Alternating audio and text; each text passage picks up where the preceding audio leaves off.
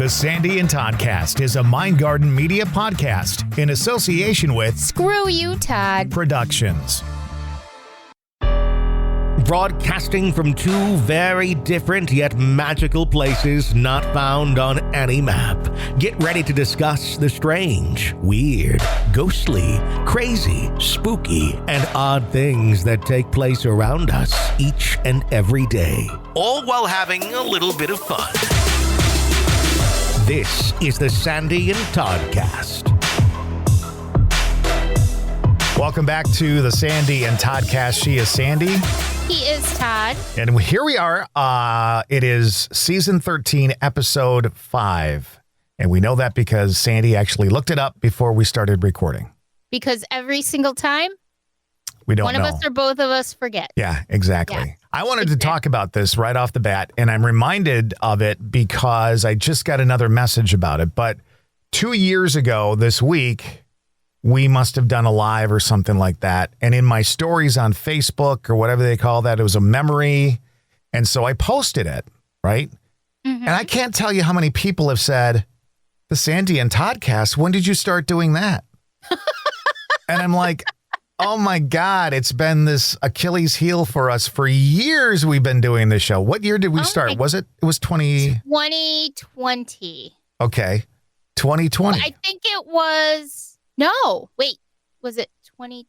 Oh my God. I know we're in season 13. Right. But those seasons have gone from everywhere from 18 weeks to 13 down to 8. Oh my God. We were crazy. When we first started, we were doing 16 episodes and we did that for several years. Yeah.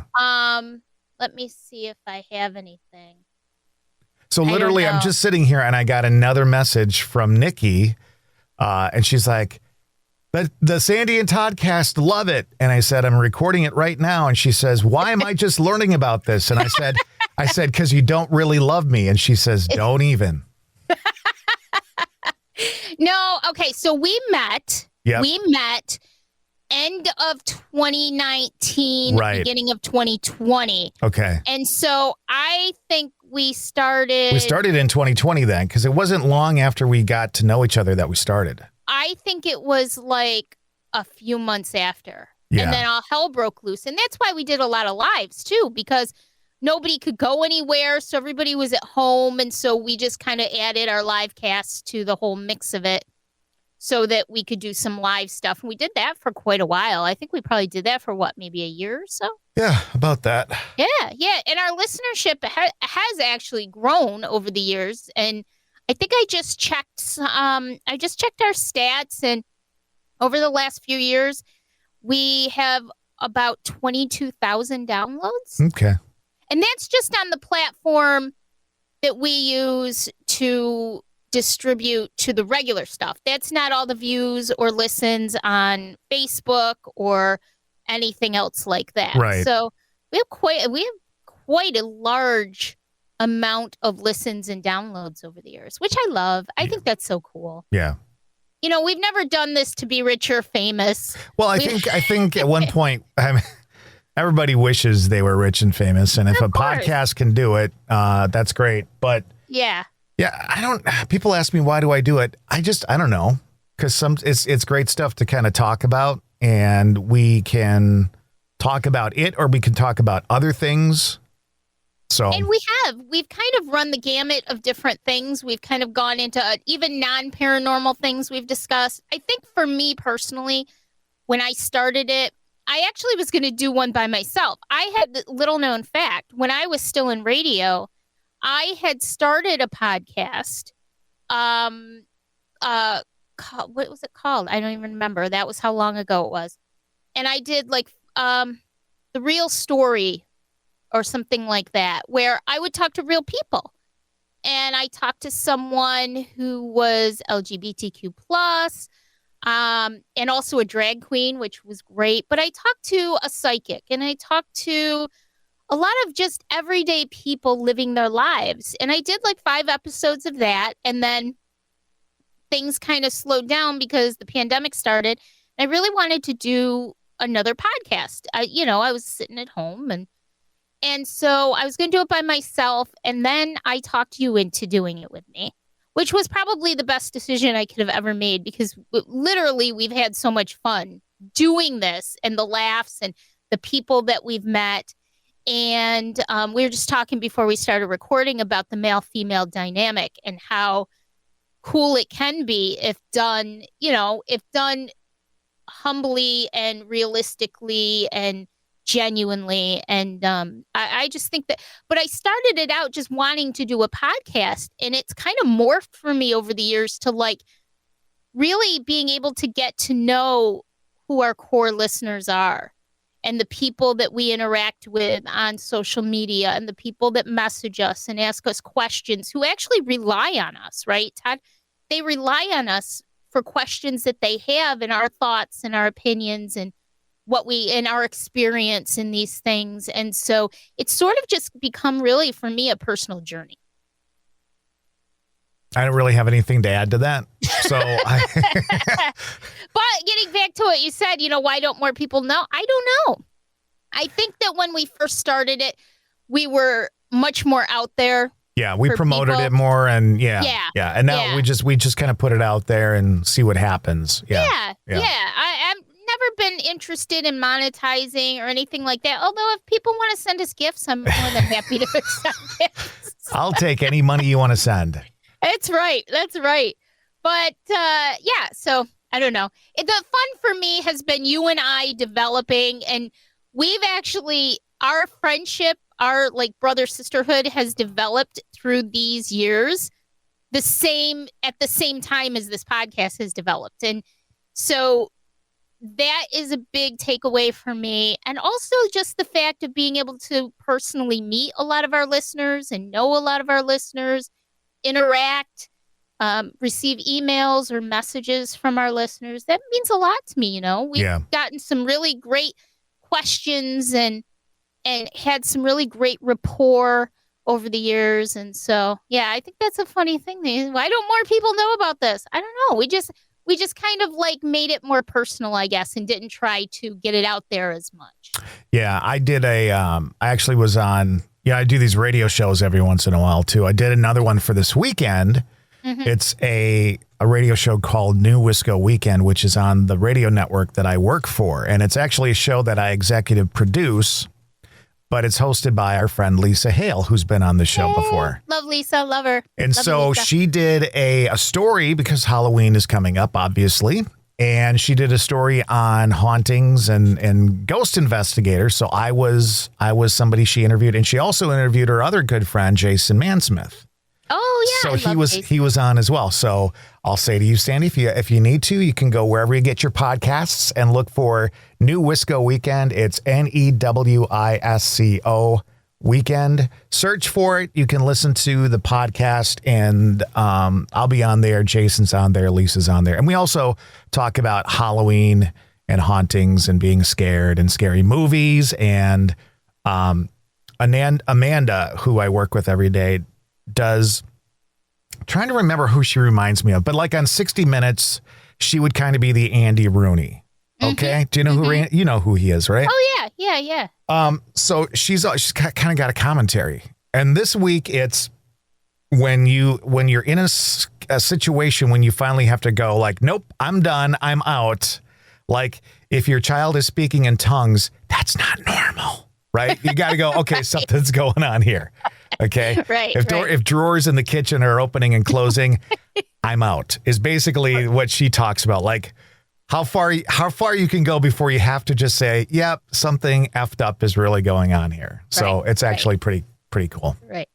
The one other thing that I just want to add to that, I'm so glad you brought it up, was you and I, it's funny because Dave and I have been out to Wisconsin twice. Yep. In the past, we just talked about it a couple weeks ago, 5 years now we've known each other.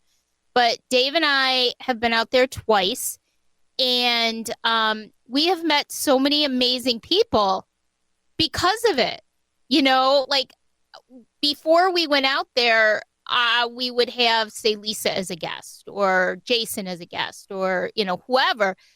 And being able to go out there and actually meet everybody. Yeah. Lisa, your sister, Vicky. Tammy, my cousin, right? Tammy, who I adore. And And it was so funny because the first time we went out there and we were all at the Thirsty Owl and Tammy walked in and it was like Tammy and I had known each other for years. Right. Like we immediately had this connection. And Drew, and the fun, I will never forget. I will never forget the night. There were like 6 of us in this one little car driving over to Drew's house to surprise him. And it was so much fun. And Keith. Yeah, and everybody else. Drew still talks, his daughter still talks about being completely freaked out about the fact that you were seeing a man in their house. I was. What am I supposed to do? But don't forget, every place has some sort of energy. I mean, It's just, But being able to meet everybody and spend time with everybody and I consider these people to be friends. We don't get to talk all the time. We don't get to see each other all the time, but I consider them friends now. And, it's great to be able to build relationships. And if there's one thing that this podcast has done for us is to be able to build relationships. Yeah. And I really, and trust. And I really love that. And you guys are coming out, hopefully, to Gettysburg next summer. So that'll be fun because you haven't been on my side of my area of the country, even though you're not going to be in New York, it'll still be close. And we're going to get to do that. So, yeah, I'm glad you brought that up because it's been quite a journey for us. And, things may change a little bit here and there and how we do things. But I love doing it. And it means the world to me to be able to do that. I've learned a lot and I've enjoyed being able to help people as much as I can with just my thoughts and my feelings. And there's nobody in the world I would do this with except for you. I think you're lying, to be honest with you. No, although I think you should make me a guest on Pete Schwaba with you some night. I'm just saying. I don't know if Pete could handle us together. Probably not together. I like Pete. He's very funny. He's very low-key funny. So just a plug for Pete because I think he's great. That's the Pete Schwaba Show. It's called Nightlight, Nitelite, with Pete Schwaba. Good luck on the spelling on the last name. Just try to sound it out. It's kind of how it sounds. Yeah. And he was a comedian. He was a stand-up comedian at one point, right? Yeah, and he's done movies, directed, produced, written. Yeah, he does. I really like his show. And I love when you're on and he asks you these questions like he's almost like a kid in a candy store, like he doesn't know where to begin. Well, here's what happened. So he never really believed in this stuff. Okay. Mm-hmm. He just didn't. And then one night I was there late at the station and he came in and I said, "Are you okay? Is everything okay? You seem a little, And he goes, "How did you know?" And I said, "Oh, I know." Right. So now he thinks like I'm a seer, a soothsayer, or something like that. Just because you can see the adoration in his eyes when he's talking to you, right? And the truth of the matter, I mean, I can feel people's energy and stuff like that. So it's nothing new to me, but it kind of blew him the fuck away that I knew he was walking in with a salad to the station. I'm like, "Are you okay? You seem a little, how did you know?" "I know." The shadow knows. His face when he's talking to you, Todd, is hilarious. It's just like, oh, and it's Todd. And it's great. I love it. It's a fun time. And it streams live on Facebook.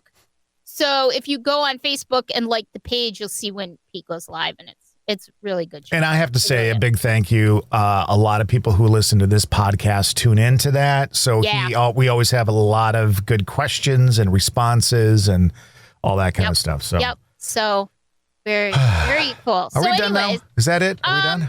Yeah, I guess. All right, we'll see you next week. No, I'm just kidding. What else do you got? One thing I wanted to mention, though, with Halloween coming up, Dave and I were asked to do a presentation at a local historical society. And I just thought this was neat. And we were asked to do the presentation. Last year, we did one and like little mini ghost hunts at the Irish Cultural Center in Utica, New York. Yeah. Which was so much fun. I mean, when you see a lot of people gathered in a room who are fascinated but really have absolutely zero experience in what they're about to do, and they were very quick little take them downstairs. We had done an investigation about a month before, so we already knew what to expect. And that was so much fun. That was a lot of fun. And it was funny because there was one woman who, when I was down in the basement, the Irish Cultural Center was built over the remains of an old church. And so I was immediately picking up on some of the people that, were there. And I remember saying, you're going to hear a female voice a lot down here. And of course, a lot of people just run down to the basement, grab linens or whatever, and then run back up. They're not paying attention to what's going on. And one woman that we took down during the event, actually, she was down there by herself. She was somebody who's familiar with the place, but she was down there by herself for a few minutes waiting for us. She had gone ahead of us. And we came down and nobody knew about my comment about the woman's voice. And she said, I swear I just heard a woman's voice. And then I explained it to her and she's like, oh my God. And for somebody to be able to have that kind of an experience is such a wonderful, wonderful thing. Her eyes lit up. She was so excited that she actually got to experience something paranormal. I was like, sit down, honey. I got lots of stories for you. But that brings me to my point of this Tuesday night, we're going to be doing a presentation. And of course, we don't want to be lecturers. Dave and I want to have fun with it. So we do little less of the instruction, quote unquote, instruction part, and a lot more of the evidence that we've gathered over the years, whether it was my investigations alone without Dave or Dave and I together. And I was going through the evidence because I'm an evidence hoarder. Every investigation I do, I save all of my evidence. Todd, it was so much fun to sit there yesterday and go through all of these old video clips and EVPs, things that, because I've been doing it for years and just different things. And it was just so much fun to sit there and watch videos that I hadn't seen in several years and different things. And I feel so grateful to have experienced the things that I've experienced in my lifetime. That's one of the things I like about doing Pete's show is that I get to talk about things that happened at this point several years ago. Like we did a lot of our investigations for the TV show Haunted State back in 2019. Right. So, and you forget like, well, we had a guest on the morning show that I produce on radio several months ago, and it was from one of the locations. And I'm like, oh, I totally forgot we investigated there. Right. So It's like, it's nice to be able to sit down and talk about these things because you don't get to do it on a daily basis. Right. Nobody really sits down and goes, okay, well, tell me about your ghost hunting experiences. You get to do it occasionally for things for like the radio shows for me or for you, these presentations that you guys give. And it's kind of nice to remember, holy crap, that really did happen. Yeah, it's cool. It brings back a lot of memories. And, when you're telling stories, it's exciting. But to be able to have, I can't imagine being someone who's not that familiar with the paranormal or just really interested and wants to learn more, going and sitting where it's in Oriskany Falls, New York, and it's called the Limestone Ridge Historical Society. And it's in an old church. And we were in there the other night. We went in. We'd never been in there, so we wanted to scope it out and see what kind of equipment we were going to need to bring in for the videos and stuff like that, projectors and stuff. And the woman who arranged it with us, who I had known personally anyways, she arranged it with us like a year ago. And she says that they're so excited. And she said, and I had people asking, are they going to bring equipment? And I said, oh, of course. Yeah, we're going to bring equipment. People see this stuff on TV and they really can't understand it until they have a K2 meter in their hand. Right. Or they see all this neat stuff, but until they actually get to hold it and feel it, it kind of adds a new dimension for them. And to be able to sit there and watch videos of crazy readings in an investigation and hear footsteps and all kinds of things like that, it's really exciting for people. And so, and they serve snacks. I was pretty excited about that. They're serving snacks. I wanted to ring a bell. I forgot that I don't have a bell in my studio. I was going to go ding, ding, ding, ding, ding. Serving snacks. And we're going to bring some snacks too, but I'm so looking forward to it because I'm hoping we get a good turnout. It'll be so much fun answering questions and letting people see the real stuff and not just standing there and lecturing people, because I don't think that gets the excitement and the interest peaked. Yeah. In just talking about things. Of course, there'll be a little bit of background information, ghosts versus spirits versus, but plenty of storytelling and plenty of videos and plenty of audio and lots of stuff that they can enjoy. So looking forward to that. So, Todd. Yes. I actually received a couple of questions. So why don't we go, we'll start with one. Okay. I've thought that this was interesting. And then we'll see if we have enough time for the other one. If not, we can do that next week. Okay. So this person who wants to remain anonymous says, I recently inherited. I know, right? Yeah. Yay, Chris, because Chris always says you can share my stuff. I'm just kidding. We can keep you anonymous. So I recently inherited an old family heirloom, a mirror that's been in my family for generations. I know. Ever since I brought it home, strange things have been happening. I've seen like flickers of movement in it when I pass by, and I get a weird feeling when I look into it. Do objects like this really hold spirits or energy, and what should I do with it? That's a good question. All right. Take it out back. Burn it. Now, here's how I feel about it. Yes, objects can hold energy. There is, I don't want to say that it's an old wives' tale, but there are some beliefs that mirrors, for whatever reason, hold more energy than others. I'm not sure exactly why that is. Right. Is it possible that this heirloom is holding energy and now you've kind of brought it into your space? Absolutely. I bought an old buffet, an old Craftsman buffet, very simply made, rather old, and it had a mirror in it. And it's got one of those mirrors where, old mirrors had imperfections in the way they showed reflections and some spotting between the glass and the mirror part and all that kind of stuff. So it's a little freaky. And I had to ask myself, do I really want to put this in my house?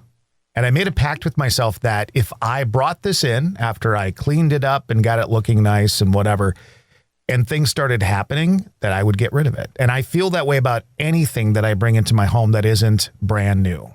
Right.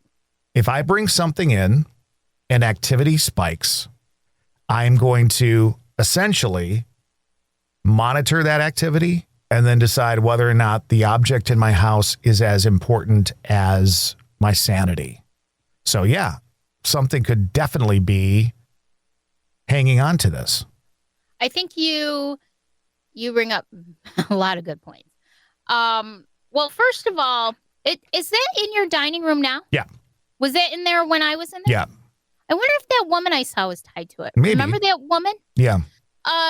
Just for anyone who may not have heard, when I was there the first time, Todd's house has some energy attached to it. Nothing negative in any way, but he has some residual energy. But there was a woman that I kept seeing, even before we got there, I kept seeing her in his dining room. And I could tell you right now, it was probably the 60s because she didn't look exactly like Jackie O, but she had the same kind of outfit that Jackie O would have worn, the same kind of hairstyle. So I'm thinking probably somebody from the 60s.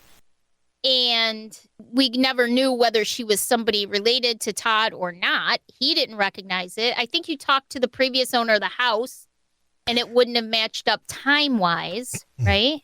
I think I was just going to mention that I should probably pursue that more.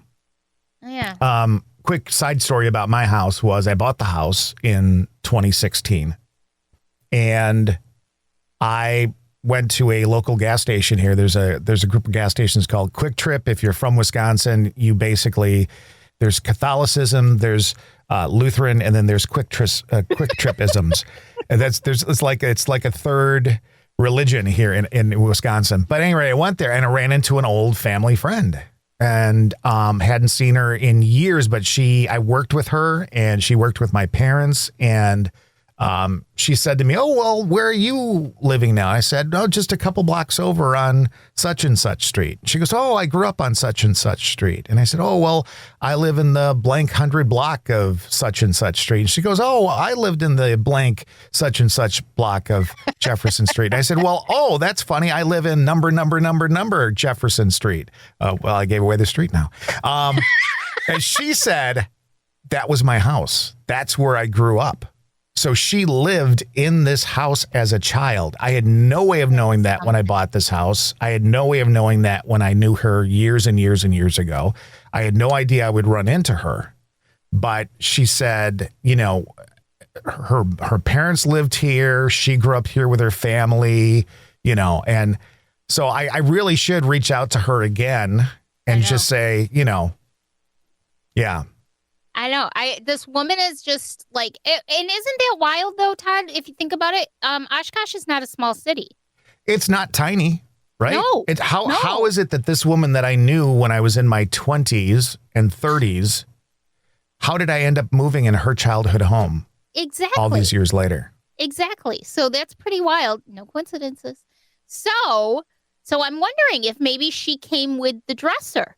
Again, no negativity, and probably, who knows if she was intelligent or not. That's another good point with objects. Now, I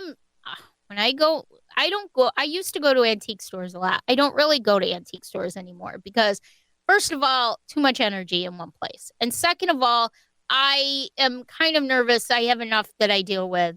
I don't want to bring any extra energy. Yeah. But that's a great point, because you've got, I'm sure there's some intelligence that can come with an object, but there's also a lot of residual. And I think it's important to kind of try to determine, are you experiencing residual energy? Could it be your ancestor, your relatives who have passed on? Is that what it is? And if so, it's most likely harmless. Right. And then at that point, you have to decide, is it something I can live with? Knowing that it could very well be my ancestors. Now, those have what they call a provenance. So those have a history, so that you can say, okay, this mirror belonged to my great, great, great, great, great grandmother on my father's side. And there, you know, it's a known history of the thing. It's traceable. Whereas sometimes when you go to or most times when you go to an antique store, you're not going to get a provenance with it. You're very lucky if you do. It's all just usually mashed together in one room, and you're kind of, you know, trying to figure it out. But that's where you have to decide, is this something that I can live with, knowing that it could be my great-great-grandmother, or, you know, whoever it might be, my cousins, you know, a family member. If so, there's nothing wrong with that. And if it makes you uncomfortable, then there are things you could try. You could try to do a little bit of smudging. Now, I always believe that negativity can be erased from that, but not necessarily all activity. I think saging, especially in my experience, has always been to remove the negative energy as best as you can, but you still may have activity. It's not cleansing all activity out. The whole purpose was to cleanse negativity and negative energy out. So again, something that does it make you uncomfortable to the fact that it outweighs the provenance, you know, the family connection? And if it does, then you might consider gifting it or giving it to someone, or, you know, doing whatever you have to do with it. But then there's also, if it does make you uncomfortable and you feel like you're getting activity that goes beyond the mirror, let's say. Yeah. And again, like you said, it's probably harmless. Mm-hmm. And in that case, you know, I think a lot of people think ghosts, spirits, activity, scary, right? Because that's what we're taught to believe. That's what the scary movies want us to feel. Sure. But it's not all scary. And so if you just take a breath and realize, okay, this could be the energy of your grandmother or your great grandfather or a family, or maybe it's holding on to a really bad experience that the family had. You know, maybe you do want to think about moving it on out of your life. But if you bring in a family heirloom and there's activity in your home, it's not something to necessarily be afraid of automatically. And that's so important because I've had some people that have messaged me and asked me questions about that. Like, I'm really scared because I think I have activity in my home and this is happening and that's happening. And I take it very, very seriously because you can't help when you have genuine fear or but I also try to educate people on what it could be. Very rarely, we've talked about this several times, very rarely is anything demonic. Sometimes people can be very quick to label things when they're just not sure of what it is. Someone asked me one time, they said, my grandmother is pretty sure she has a demon in her house. Mm. And I said, okay, let me ask you a few questions. And come to find out, there was nothing demonic there. It was cupboards would open occasionally, or so they'd hear a knock. Nothing. It was nothing even close to that. But we all kind of immediately label things as to worst case scenario. It just happens. Everybody has activity in their house. Everybody has energy in their house. It's just to what degree do they have it in their house? Yeah. And the other thing, and I've read books about this. I've heard people speak about this. If the activity that's in your home or in your life is demonic, you will know. There'll be no fucking question about it. Exactly. Just hearing a knock here and there, things like that. Even just, a knock, a door opening, it's not necessarily negative. No. You have to really, we tend to scare ourselves a lot and we tend to jump to conclusions. And I think the best thing to do in a case like that, including like the mirror, is to sit down and say to yourself, okay, where do I want to go next? Do I want to try to figure out who or what this is? Right. And it's kind of in your own power. You have the power to decide what happens next. You do. And so you have to figure out your level of comfort. I personally think it's kind of cool. But by the same token, I have activity that goes on in the studio, but by the same token, would I feel uncomfortable if it started to next level? Of course I'd feel uncomfortable. It's my home. Yeah. It's my personal space. It's one thing to have an object fall or an object knock over as a calling card. It's another thing to have the next level. So here, I got to tell this quick funny story. So okay. I had on the show that I do in the morning that I produce, Lisa Hale, who's been on our show before, who is a very good friend of mine, who I have lived with in the past, which I will never do again. I was waiting for it. Twice in my life, I had that woman living with me. But at any rate, she was on the morning show promoting our new Wisco weekend. And of course, we're talking ghosts and stuff. And they asked her, the host of the show asked her, do you believe in ghosts? And she says, I really don't, is what she said.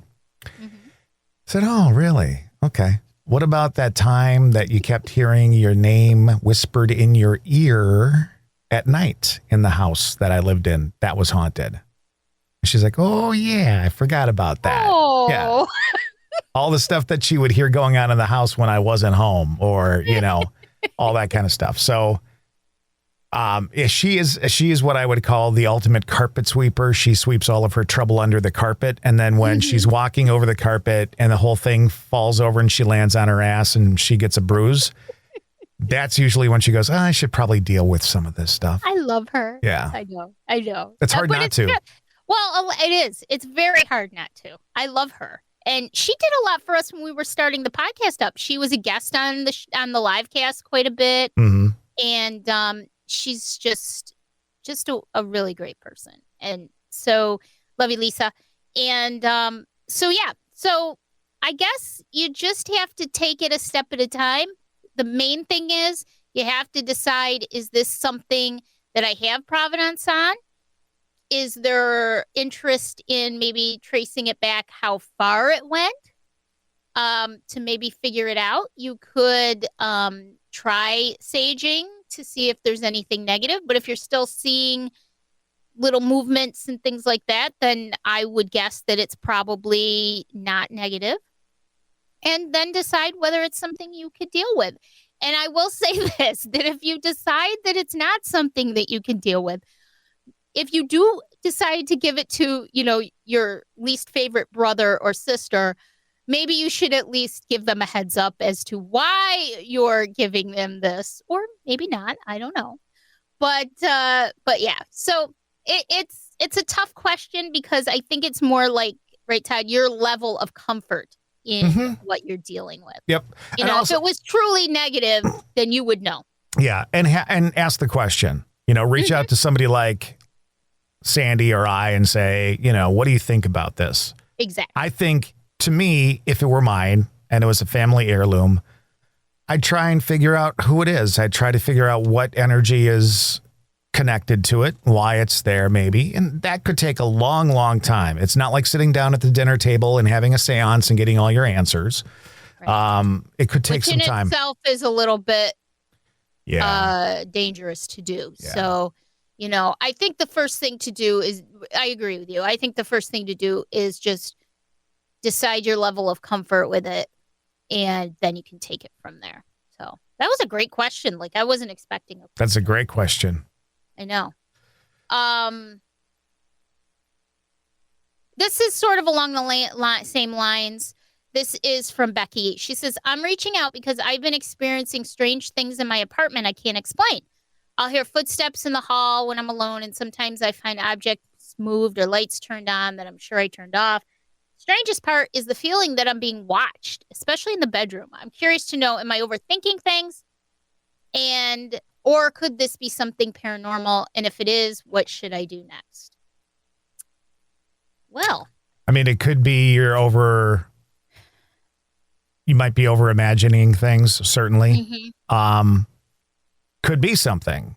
I think that falls in line with what we were just talking about, where we tend to scare ourselves a lot of the time.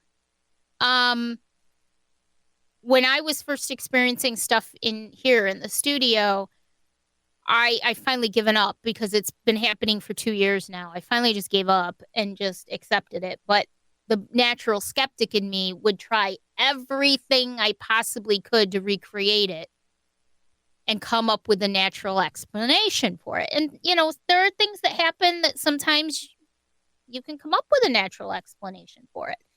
And then sometimes you just can't. And I would say, if that much is going on in one fell swoop, that there's probably some sort of activity present.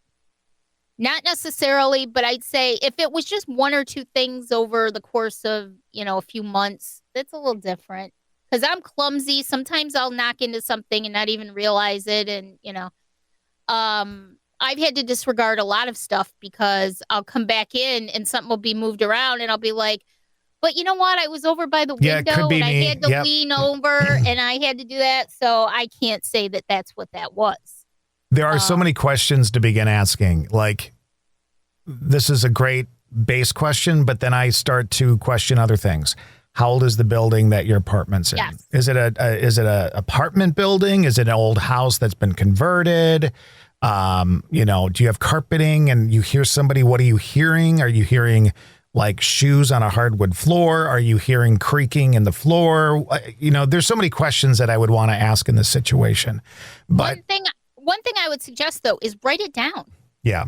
Keep a little I've done it with you, but I gave you my little diary of when things would happen. Write it down. Yep. Keep track of it and keep track of how you felt around the time that it happened. Look at, focus on yourself. Are you feeling uneasy when this stuff happens or before this stuff happens? Are you having stressful situations in your life, maybe with work or family members or relationships?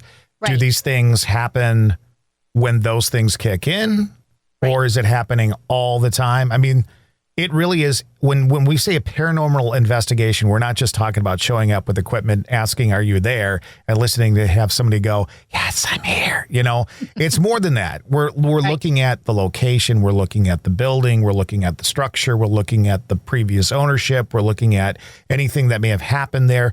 We're looking at you as an individual and what you have going on in your life right now. Yes. Because sometimes we are the ones. Our energy is what's either attracting, creating, amplifying all these things to happen, us ourselves. Two quick examples of that, okay? Last April, APS, our group, Adirondack Park Paranormal Society, we investigated a cure cottage in Saranac Lake. Not the sanatorium, we did that a couple years ago, but the young girls in the house would see a little boy, and he would come in their room and he would want to play with them. But it was in the middle of the night and he was keeping the girls up. And they had a name for him that I actually picked up before the investigation, which was wild. But they called him Jackson, and I had picked up Jack. And I got there and I realized that Jackson was not there when the girls were staying with their father for his visitation. Jack was only there when the girls were there. Yeah. Because the mom said, we never have anything like that when the girls aren't here. And I said, it's the law of attraction. This spirit, and I'm sure that Jackson grew up to be a grown man, but a lot of times spirits will come back to a location. We did a church in Herkimer, New York, where there was a little girl named Maggie there, and she grew up to be an adult, I'm sure, but she came back to this one place in the church on the top floor because they used to have like a nursery there, a daycare, and there were people that could stay up there and things like that, and that was a happy time for her. And so she would come back and visit as a child because those were her favorite memories, and it was the same with Jackson. He came back because there were children there that he could play with. He probably didn't inhabit that cure cottage when those girls were not there. And it's the same thing. And do you remember, it was about 5 years ago or so, the case of the woman who said that she had a demon or she had some negative stuff going on in her apartment? Yep. In Fond du Lac. And you and I worked through that with her and realized that there was some other emotional things and mental things going on with her, and she was open. And so this stuff she was almost in essence creating some of this stuff. Right. Even though she was living in a situation where there was actual activity in the neighborhood around her. Right. Based around a church that was down the street. Remember that? And yes. but she was like a beacon. Because of her anxiety and her situation and her ability to be open, all this stuff was coming to her. And her energy was creating some of it herself. It's like a poltergeist. Yeah. What a poltergeist, classic definition of a poltergeist is basically it happens to a lot of teenagers, especially girls, going through puberty because their hormones, their mental, emotional states are in turmoil. We all know that, ladies. And that energy that they're giving off can create, in essence, this activity, this wild activity. It's been documented many times that this happens. So it's almost like classic poltergeist activity. Was it a demon?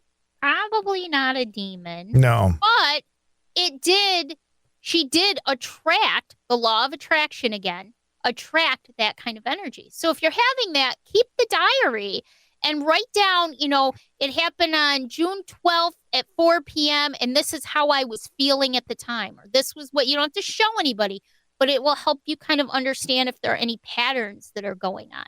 And then once you get through that, then you can take the next step. And this individual that we were just talking about, this quote unquote investigation, not only was she attracting energy that was bad, but she was attracting humans of the same type of energy. Right, which of course continues the cycle. Right. I mean, it just perpetuates what's going on in her life. Right.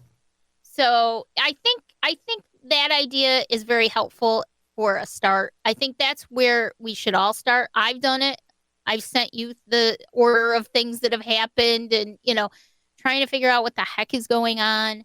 And so I think that's the first step in it. And then if you don't see a pattern or if your life is doing okay and it's not just, I think that the more emotional we are, the more scared we are waiting for the next occurrence. I think that can perpetuate it a little bit too. So you kind of have to get an idea of where you are in your own life and in your own day-to-day and then take it from there. And most of the time it's not anything negative. No, sometimes it's just the heating system kicking in. Right. It's either something man-made and fully explainable, or it's just energy. We all have energy in our homes. Well, it looks like we've answered 2 good questions today then. Yes. We had time for that and a little bit of a walk down memory lane. Nothing better than a walk down memory lane. So sweet. I've been doing that a lot, by the way. Yeah. YouTube. And then I'll start pulling up songs and I'll start pulling up TV shows. And there goes my Saturday night. That's so funny you said that because I have been doing the same exact thing. My rabbit hole amongst the phone calls from prison channel. Oh my God. Oh my God. Why are you doing that? Phone calls from prison and Jumpsuit Pablo. What's Jumpsuit Pablo? He is this great guy named Paul who did 10 years in prison himself. And he has gotten out. He's been out for a few years and he's just a nice guy. He's young. He made a really bad mistake. And he listens to the phone call. He partners with phone calls from prison and he listens to them and he comments on them. And yeah. He's very, very funny. Like, very, very funny. He's got a huge following, and he is so funny. So, other than that, though, I've been watching a lot of the old dating games on YouTube. Some of them are hilarious, and there were some people who became famous. Oh, sure. Who, at the time, you had no idea. And so, the dating game and match. What was the one? Let's see. The dating game was the 3 people. Right. Right? Yeah. And then what was the Love Connection? Love Connection. I've been watching that one too. I know. Sigh. I love everything old. Those are 2 things I would not sit and watch. I would not go anywhere near either one of those. They cracked me up. They are just so funny. And I love the outfits and the hairstyles. And I think to myself, I looked like that. I looked like that at one point in time. There was something, I was doing some scrolling and there was a video and this girl's, something was said about women's hair, whatever. And then it's just started showing 80s hairstyles from girls. And you know what they were? They were all poofy and big, huge bangs, but almost like a starburst on the forehead kind of thing, right? And I'm going, oh my God, that looks like so-and-so from high school. Oh my God, that looks like so-and-so from church, and it's like, okay. We were all united back then in our hair. I mean, it was almost like who could have the highest hair. And I remember going through, that was back in the days of aerosol hairspray. I was just going to say Aquanet. Yeah. Aquanet and stuff. And I remember going through 1 can every 2 to 3 days. Oh my God. But that was the norm. We all would do that. It was, imagine what the ozone layer would be like today if it wasn't for the 80s. I was just going to say, if it wasn't for the 80s, the whole decade. Wow. I know, right? It was crazy back then. Now you're making me want to dig out some old pictures. Admittedly, I had long hair. It was dyed purple for a short period of time. But yes, I love it. I was in a band. And so, yes, we used Aquanet too and all What that did you do stuff. in the band? I was a drummer. I did not know that about you. Yeah, I'm a percussionist. You bet. I did not know. After all these years, I did not know that. I remember going to a practice, going to a band practice at my cousin's house, and we get there, and I realized I'd left my drum set there, so I didn't have to cart it back and forth. Right. But I didn't bring any sticks. So we did the entire practice, and I used a pair of wooden spoons. Yeah, but you got the job done. That's right. And then you made a great dinner afterwards. Oh, yeah. Right? Yeah. Spaghetti and meatballs. Okay. Oh, all right. I guess we'll continue doing whatever we're going to do next week. We don't have any plans, but we'll figure something out before then. And until next time, bye. Bye.